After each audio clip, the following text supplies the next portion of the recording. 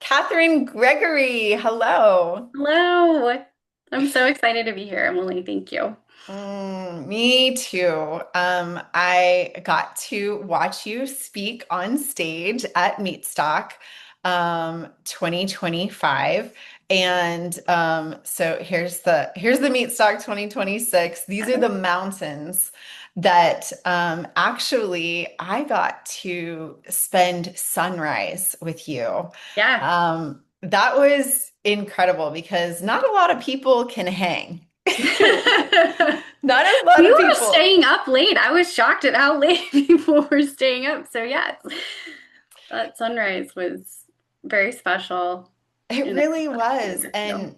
And, what I loved was that we knew that we were kindred spirits because we were both up at sunrise and we were out there. And you just pulled up a chair next to me and we just had the best conversation Yeah. to be able to share our experiences. So I was super excited to get to have this conversation with you today. Yeah. Thank you. So, you were, like I said, up on stage there at Mhm. Meatstock, and you were speaking on a panel. Can you share with the people who maybe didn't get to go to Meatstock, Sure. what you guys talked about? It was like Yeah. you and Dr. Kelly Ritter, and And Sam Wilson and Courtney Voss. yes, yes, yes. Yeah. Yeah. Yeah. So our theme for the four of us was ancestral living in modern times, which is really, really near and dear to my heart because well, I'm a functional nutritional therapy practitioner and I work with clients, and the thing that I see that helps people the most is being able to help them get sort of connected with what it means to really be human and how to live as we've been designed to live. And so we each kind of had a different bent on that. And mine specifically, my take was about mindset and being able to become really present and aware with our bodies and how they're impacted by our thoughts. Absolutely, absolutely. So, I know a little bit, but I would love for you to share with everyone your health journey and how did mindset have anything to do with that?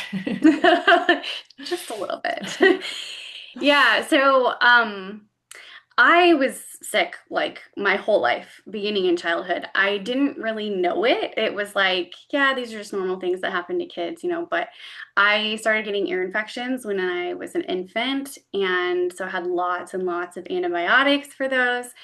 Um, and I remember having like really horrible stomach problems as like a 4-year old. I couldn't make it to the bathroom at a public pool, and it was not a number one issue. It was like the most embarrassing thing ever, even though it was like very The small. trauma. Yeah, it was awful. So all that to say, my stomach was constantly upset. Like I can remember lots of times just watching TV and laying on my stomach on the couch, just kind of in that like malaise state because it just hurt. But I didn't know that it wasn't normal, so I didn't really know how to talk to my parents about it. And anyway, later in life, it ended up going the other direction. Instead of like rushing to the bathroom issues, it was like all constipation and that kind of stuff. But again, just like thought it was normal. And then hit adolescence and went through puberty and started having hives all the time, and had exercise induced asthma. And like I was told at one point that I had endometriosis. I had just like severe, severe pain with menstruation and stuff like that. And there was never like this crazy diagnosis until I graduated from college. And actually, right after I got married, I started to think, maybe I'm allergic to something, and started experimenting with food and all that. And then ended up with an autoimmune diagnosis with Hashimoto's, actually. And just did the thing that I knew to do because this was in my family. And it was like, okay, I'm just going to take the medication, things will be fine. But then I had an exposure, a long term exposure, for about 6 years to mold in a water damaged building. Oh, Um, And I say the wheels really fell off at that point, and so I was willing to try anything. I felt horrible. My medication didn't seem to work anymore for the thyroid, and my hair was falling out. I was anxious, all kinds of stuff. And that's when I really, really ramped up the like, maybe diet has something to do with this. And so I started reading blogs and getting cookbooks and tried autoimmune paleo and tried paleo and was just like cutting out things. And like I had some improvements, but it wasn't until we figured out the mold piece that then I kind of had a little somewhere else to go with that. But um, even as I did the mold protocols and, found out that I had mast cell activation and SIRS and, all of the diagnoses that come with that, even nervous system dysregulation, like dysautonomic type stuff, um, I I felt like I would improve in some ways, but then in other ways I might even get a little bit worse, or other ways just wouldn't move.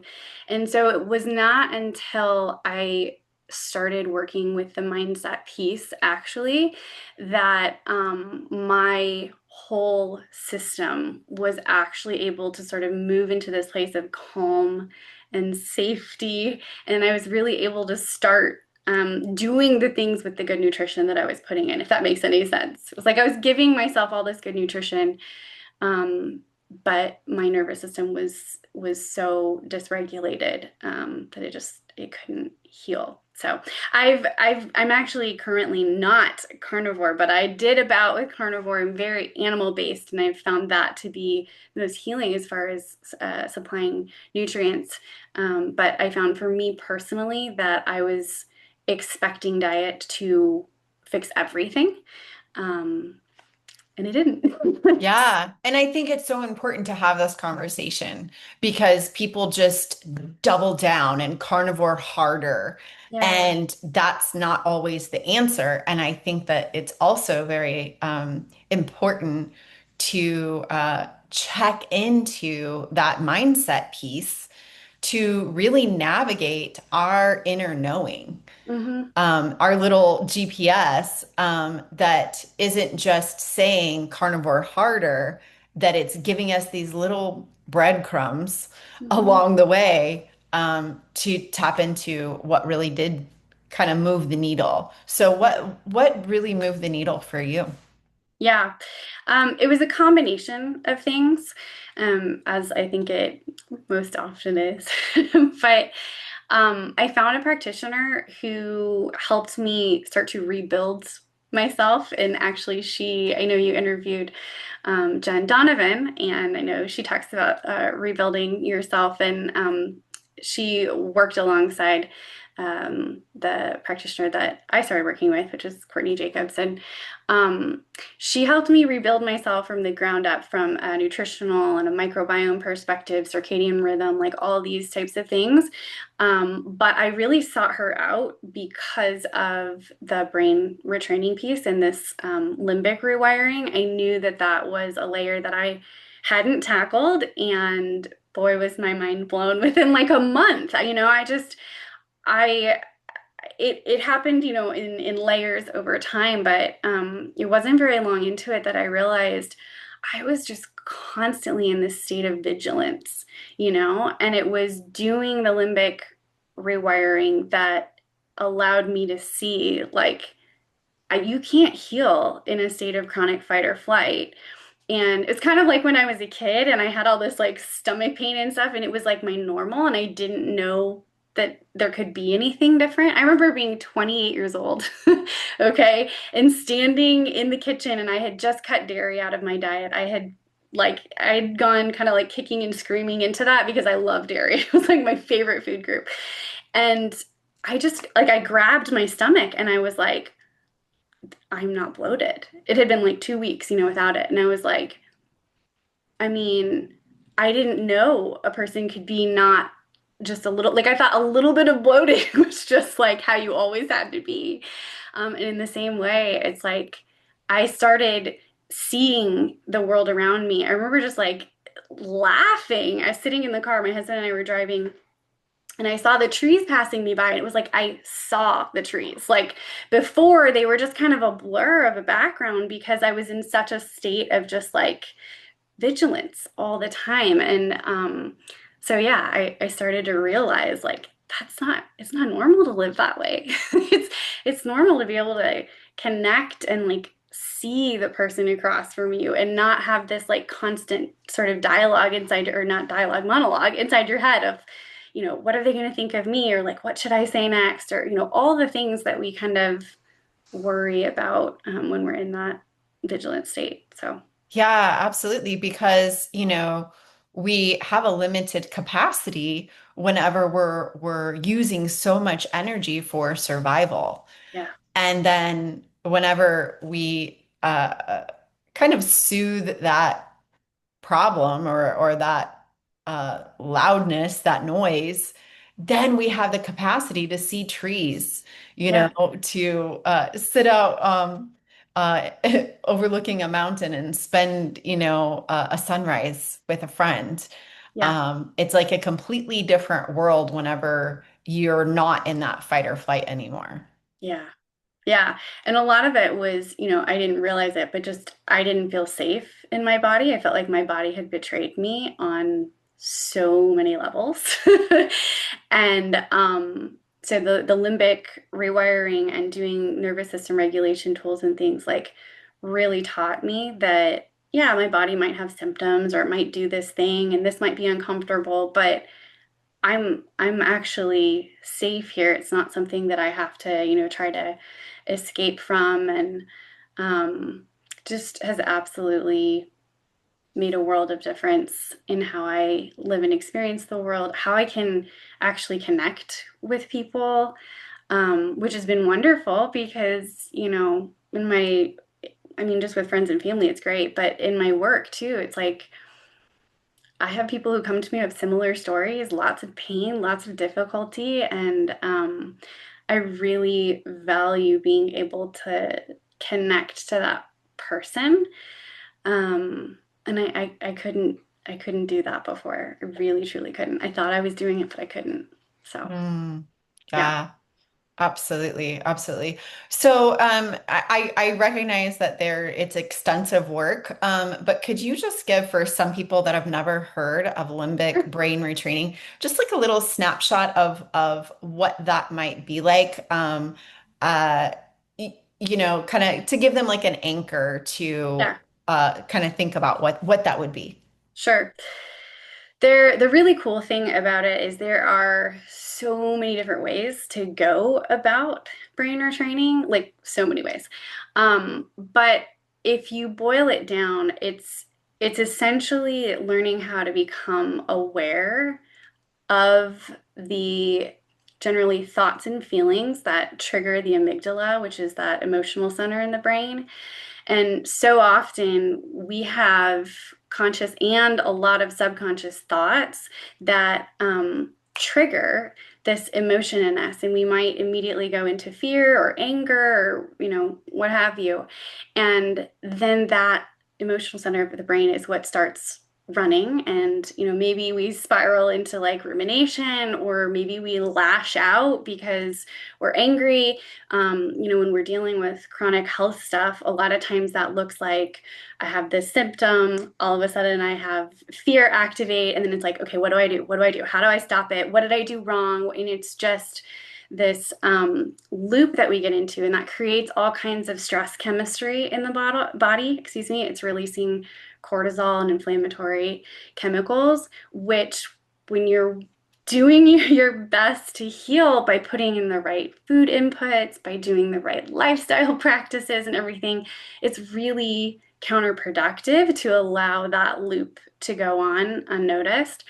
So the first thing is just trying to become aware of that. And then through brain retraining, you learn different ways to interrupt that pattern. Sometimes it's as simple as just saying out loud, like, stop, enough, no. I learned this one from Courtney. I love it. She goes, no, no, Limby. So just like kind of being playful with it and getting yourself, like, you have to kind of separate from that thought process.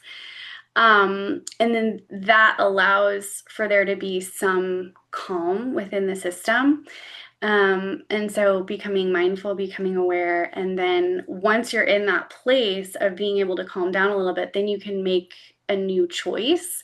One of the biggest ways that people often do that choice piece is they do some kind of mood elevating visualization.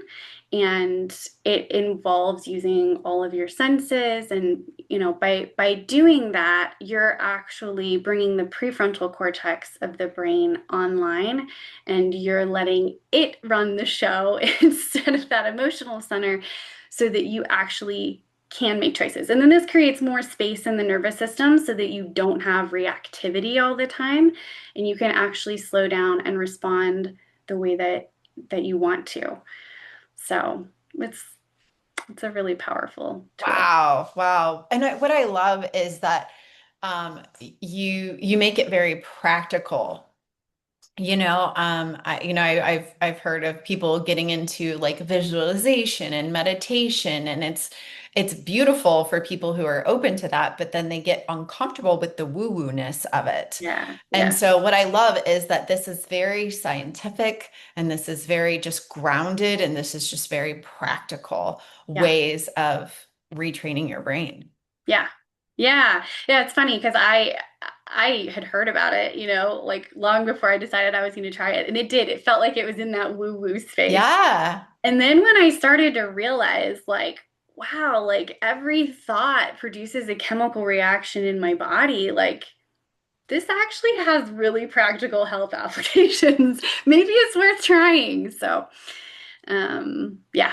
And I think about little Catherine, Mm, and that's actually where I started. I was well, originally I was a 2-year-old's teacher, a yeah, preschool teacher in early childhood, but then when I got my master's, I was a child therapist. yeah, And so I think about what if instead of us focusing on arithmetic and science and English and all these, what if we threw another subject in there of teaching children how to think, teaching children how their thoughts affect their physical body. Like I would just love to sit on the couch with little Catherine and just be like, hey, let's think about this. yeah, yeah, totally. I wish I wish that had been around. I mean, I'm just thinking, I'm gonna go back to saying, how my stomach hurts so much. It's like, um, when we talk about how the nervous system functions and everything, there's interoception, which is what we perceive that's going on inside the body. And I just learned to just kind of ignore it and turn it off because it was this thing that was just always there, right? But yeah, being able to teach a kid, like, how does your stomach feel? Or what is like, how is your heart beating? And like all those kinds of things would be so beneficial for the long term. All right, that'll be our project in what, 2007 or I no, love it. 2027, 2028. 27. There we go. I was an elementary school teacher myself. So, Ah, so we yeah, got we got to do this. yeah, I really would love for kids to have more understanding of that. And for me, it's been easier to kind of start with parents and teach them so they can teach their kids. But Yeah, practically, like I had to. I mean, because yeah, when I moved my entire practice online, I no longer accepted Medicaid. yeah, And so, a 12-year-old's not going to be able to self-pay. So right. the whole practice had to turn to adults. Yeah, But that would be my passion project, yeah, to be able to go back and to help kids. yeah, for sure. So, we, like obviously, we got to meet this year for Meatstock, Yeah, 2025. yeah. And then, what was the experience like for you? I mean, we talked about on stage, but what was the experience like for you at Meatstock? Yeah, Emily, I'm so excited for next year. Like Me when I see too. these people on here, there are some people who are doing such amazing work. And so this was my first meetup ever. This was my first time at Meatstock. And honestly, the best way to describe it is it was just a really humbling experience. And in the sense that I had this awareness that all of us there were a part of something so much bigger than ourselves. Like, I got I goosebumps. yeah, I was on a high, for weeks after coming home. And I mean I still am when I think about it. And bear with me for a minute. This may seem a little bit unrelated, but I'm gonna hope to make the connection for you that it will I'm too. with you. I'm tracking. Okay, okay. So I'm going to refer to a story from the Old Testament. I don't know if you're familiar with it, but there's this guy, and his name is Gideon, and he's like not a very good example of someone who is super qualified and an amazing leader and all this. Like, he's afraid, and he's not one of the big names, right? So when I was asked to come and speak at this, like, one, it was such an honor, but two, it was this moment where I was like, man, I'm feeling like really not qualified. And I recently read the story of Gideon, and it just struck me how what ends up happening is this guy who feels very unqualified. God comes to him and says, "Hey, I have this work for you. I want you to do this thing. I want you to go out and conquer this army that's been oppressing you for years." And he's like, "Whoa, I don't know. I'm not sure." He like asks for all this reassurance and everything. And then he gets his army together and he's got 32,000 people. And God says, "No, no, because we're going to knock it down. You don't need that many people. I want you to know, like, I'm doing the work." And so he whittles this 32,000 people army down to 300 people, which, as I'm saying this, I'm realizing there were 300 people at Meatstock this year, which is super cool. But um, 300 people he took with him against this army of, I honestly don't know how many, but it said it was like they numbered as many as like the sand or something on the seashore. It was a very unfair sort of battle, and yet they totally conquered them and were able to be freed from this oppression. And my sense and my experience of Meatstock was that each one of the people who came and showed up, whether they were the well-known, speakers, or, just someone in the area who saw it advertised, who decided to show up and, was like, yeah, I think this sounds cool. I want to get behind this. Everybody had this role in what I see as a healing of humanity that's going on. Like, I really felt like Meatstock was part of bringing healing, not just here in the US, but I mean, there were people who came from other countries, and this movement is really widespread and it's growing, and I'm just really honored to be a part of it. So, That's awesome. And I don't think you're very far off the mark because I've said this before. I believe that we are in a dietary warfare. yeah, Like you think about 100%. a psychological warfare or a kinetic warfare. I believe that we have been in a dietary warfare for years. And I believe that you and I are two of the most dangerous women Yeah, in America right now because we are not disillusioned by yeah, the medical model, by big pharma, or by the billboards and the ads for fries and shakes. yeah, Like we've broken out of that dietary warfare, and we have been whittled down to Gideon's army yeah, to be able to take on this amazing movement and to know that we are one girl, but we also have this divine mantle and this calling yeah, for all of us in this movement. yeah, yeah, That's yeah. a great example. I love that. Thanks. Yeah, it was really awesome to be a part of. It is awesome to be a part of now. So, yeah. Yeah, absolutely. And it is humbling. And that's the reason why I started doing these interviews was because I was just like, I know off the stage how phenomenal all of these people are. And I'm like, no, no, no, no, no, no, there's more. There's more. Like we gotta have continue the conversation and extend the stage Yep. to be able to talk about all this. So thank you so much for that Yeah, visual. I love yeah, that. of course. And then I would like to point out the ways that people can contact you. So Sure. we've got your Instagram, Yep. Eighth Day Wellness. Mhm. So you want to tell us a little bit about this? Yeah, sure. So, I'm a functional nutritional therapy practitioner. I think I alluded to that earlier.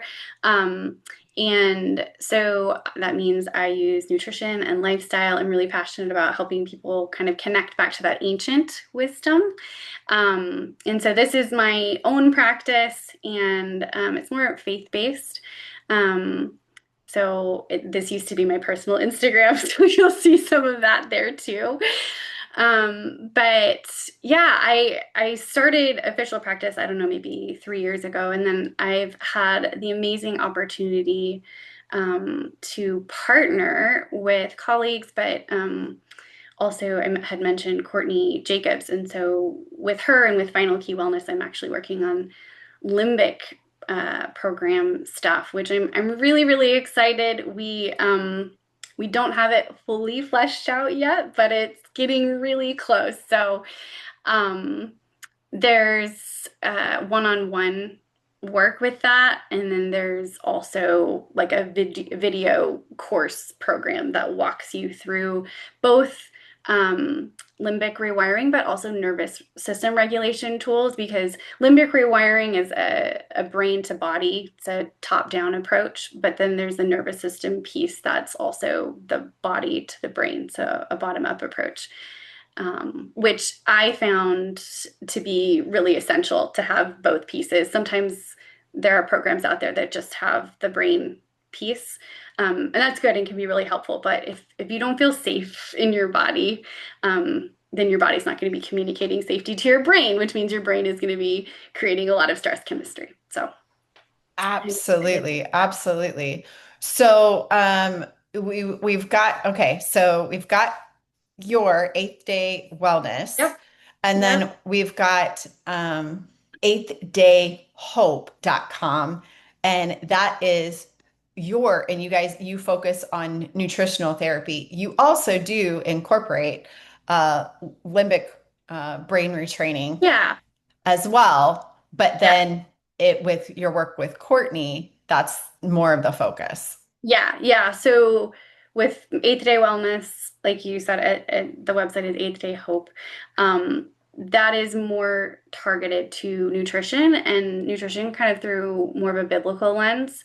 And then, as you mentioned, I incorporate the limbic, but I don't have a specific like limbic program there. That's where I've partnered with Courtney, and at Final Key, I do my specialty role there would be the limbic system program, but I do nutrition work as well. So I Awesome. find, as you know, this was my own personal experience, but like I find that they work really well together, especially for people who are dealing with chronic stuff. And I kind of like, the more that I work with people, the more that I feel like that limbic system and nervous system piece is almost a little more foundational than the nutrition. I mean, the nutrition is hugely, hugely important. So I have a hard time like really saying that, Yeah. but um, yeah, it's kind of coming out as a primary for me. Yeah. And then here on eighth-day-hope.com, they can book even a free Yes, discovery call with yes. you. Mhm. And so tell me what that's like. I mean, because obviously I see here we've got nutrition intake, report of Sure. findings. So you can actually um, do you work with labs? So I look at labs, yes. I can actually even order some labs, not for diagnostic purposes, but just to kind of help give me an idea of nutritional status and things like that. But I use a 300 questionnaire. I hope that's not intimidating, but it's Wow. That's It's thorough. That's it is. good. It's very thorough and it gives me a really good sense of which systems in the body are really struggling and may have the greatest nutrient deficiencies. And so I kind of operate with this premise that there are some foundational pieces that have to be in place, and digestion is one of those. So is hydration, things like that. And so we look at the results of that big questionnaire, and that helps us figure out which foundations need the most support. And then as we support that, there's a lot of downstream effects that are, positive. So, That's incredible. That's incredible. And I love that, they can book this discovery call with yeah, you for yeah, free. yep, And then also on Final Key Wellness, obviously, we've got you here on the team here, and just like a description about you. yep, Um, but I saw here where for book an appointment, they can do that as well. yeah, And we can set up a free 15-minute discovery call. yeah, yep. So, and that would be, maybe to learn more about the limbic addition to the nutrition, things like that. But yeah, in both places, free discovery calls.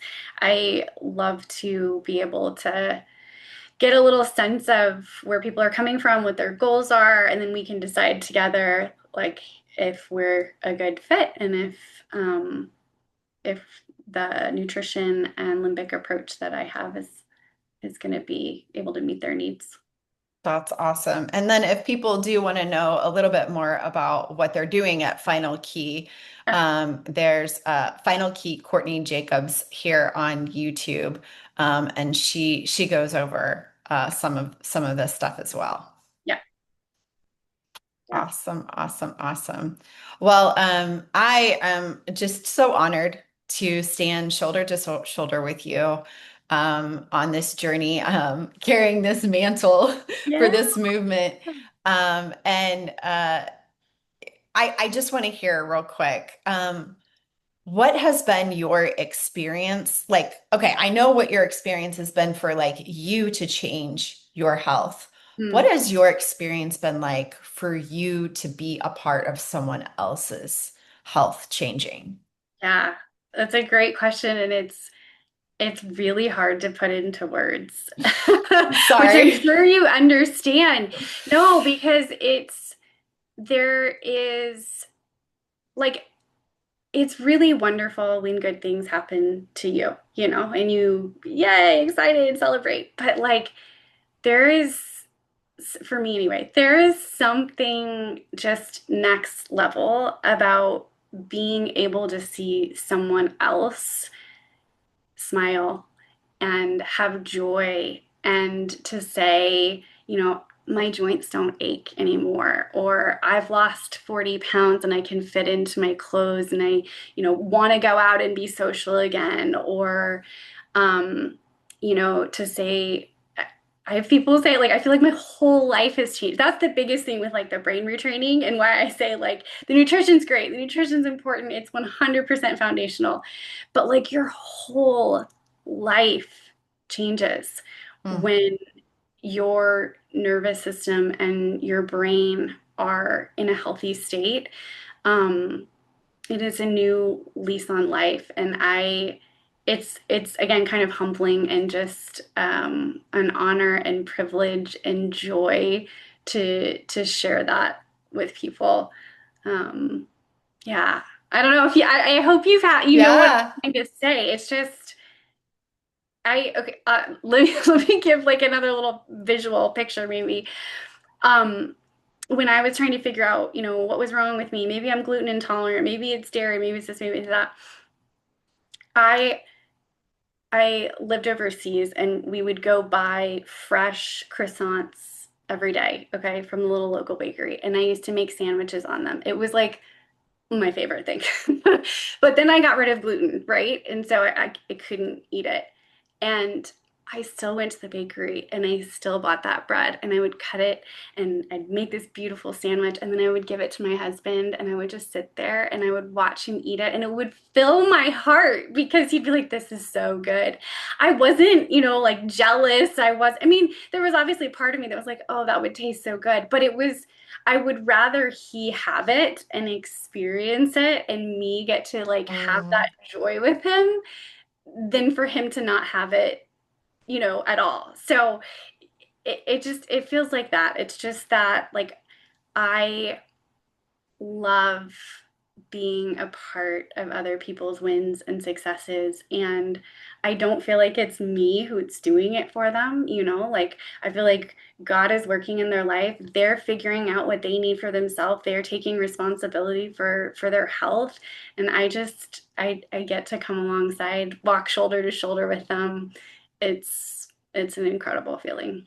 It really is. It really is. Well, thank you so much for Yeah. this sacred work that you do. I can't wait to, push fast forward in 5 years and see all that you are building and all of the different stories that we're going to have together.